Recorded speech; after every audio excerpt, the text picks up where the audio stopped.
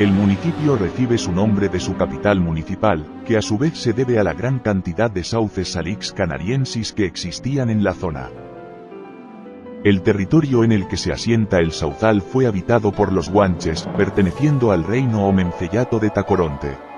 Las zonas costeras fueron los lugares escogidos para sus asentamientos, como lo demuestran las 12 cuevas de habitación halladas por los arqueólogos en la zona del Risco de Los Ángeles, en Las Breñas.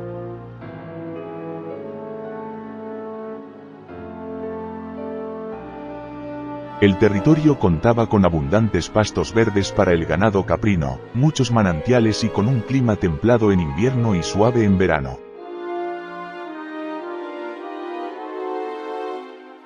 La primera familia de la que se tiene noticia que vivió en el municipio fue la de Alonso Bello, embajador extraordinario del rey de Portugal que procedía de la isla de Madeira.